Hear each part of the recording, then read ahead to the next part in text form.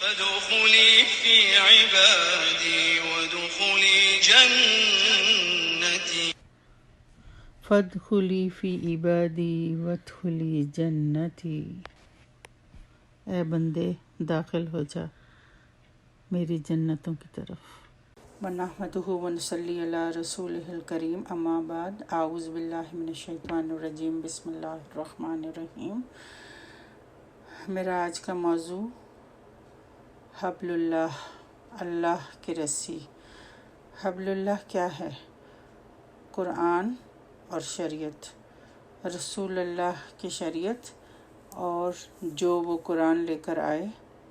رسول اللہ صلی اللہ علیہ وآلہ وسلم نے فرمایا، بے شک یہ قرآن ایک رسی ہے، اس کا ایک کنارہ اللہ کے ہاتھ میں ہے اور دوسرا تمہارے ہاتھ میں، اس کو مضبوطی سے پکڑے رکھو، کیونکہ اس کے بعد تم ہرگز گمراہ اور ہلاک نہیں ہو سکتے۔ وَاعْتَصِمُوا بِحَبْلِ اللَّهِ جَمِيعًا وَلَا تَفَرَّقُوا، آل عمران 103۔ تم سب مل کر اللہ کی رسی کو مضبوط پکڑ لو اور تفرقہ میں نہ پڑو۔ اعتصام باللہ کے معنی ہیں اللہ کے دین کو مضبوطی سے تھام لینا اور اس کی اطاعت میں کوتاہی نہ کرنا۔ اس کا مطلب ہے کہ اسلام کے احکام و فرائض پوری طرح بجا لانے چاہئیں اور منہیات کے قریب نہ جایا جائے، یعنی جن چیزوں سے منع کیا گیا ہے ان کے قریب بھی نہ پھٹکیں۔ اللہ کی رسی سے مراد اس کا دین ہے، اور اس کو رسی سے اس لیے تعبیر کیا گیا ہے کہ یہی وہ رشتہ ہے جو ایک طرف اہل ایمان کا تعلق اللہ سے قائم کرتا ہے اور دوسری طرف تمام ایمان لانے والوں کو باہم ملا کر ایک جماعت بناتا ہے۔ اس رسی کو مضبوط پکڑنے کا مطلب یہ ہے کہ مسلمانوں کی نگاہ میں اصل اہمیت دین کی ہو، اسی سے ان کو دلچسپی ہو، اسی کی اقامت میں وہ کوشاں رہیں، یعنی قائم کرنے کی کوششیں کرتے رہیں اور اسی کی خدمت کے لیے آپس میں تعاون کرتے رہیں۔ سورہ آل عمران کی آیت 101 میں بھی کچھ اس طرح بیان ہوا ہے، وَمَن يَعْتَصِم بِاللَّهِ فَقَدْ هُدِیَ إِلَىٰ صِرَاطٍ مُّسْتَقِیمٍ، اور جو کوئی اللہ تعالیٰ سے چمٹ جائے، اللہ کی حفاظت میں آ جائے، تو اسے صراط مستقیم کی طرف ہدایت ہو گئی۔ سورہ الحج کی آخری آیت میں بھی یہ الفاظ آئے ہیں، وَاعْتَصِمُوا بِاللَّهِ، اور اللہ سے چمٹ جاؤ۔ اب ہمارے لیے غور طلب یعنی سوچنے کی بات یہ ہے کہ اللہ کی حفاظت میں کیسے آیا جائے، اور یہ کہ اللہ سے چمٹنے کا طریقہ کیا ہے۔ اس کی وضاحت ان الفاظ میں ہے، وَاعْتَصِمُوا بِحَبْلِ اللَّهِ، کہ اللہ کی رسی سے چمٹ جاؤ، اس رسی کو مضبوطی سے تھام لو۔ متعدد یعنی بہت سی احادیث سے پتہ چلتا ہے کہ یہ اللہ کی رسی قرآن ہے، یعنی اللہ کا قرب اور اس کی محبت حاصل کرنے کے لیے ضروری ہے کہ انسان کے اندر تقویٰ پیدا ہو، اور دوسری طرف قرآن کی تعلیم اور قرآن کے فہم کی سوجھ بوجھ ہو، یعنی سمجھ ہو۔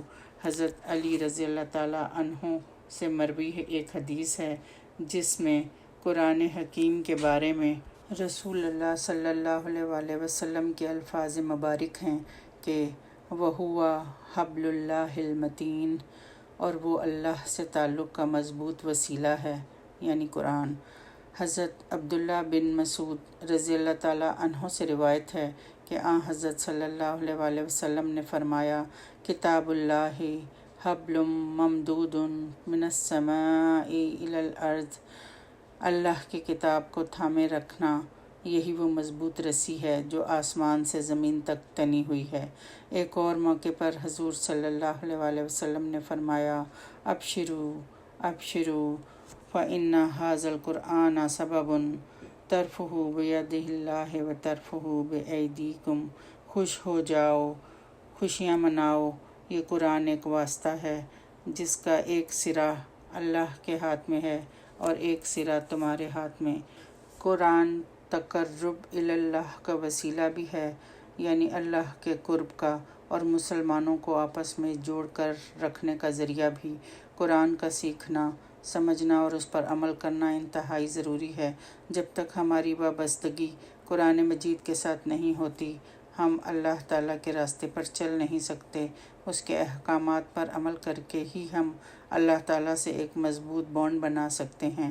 اور آیت کا آخری حصہ ولا تفرقو یعنی تفرقے میں نہ پڑو، یہ جبھی ممکن ہوگا جب ہم اللہ کی کتاب اور رسول کے احکامات کو مضبوطی سے تھام لیں گے، اس پر اپنی گرفت مضبوط کر لیں گے۔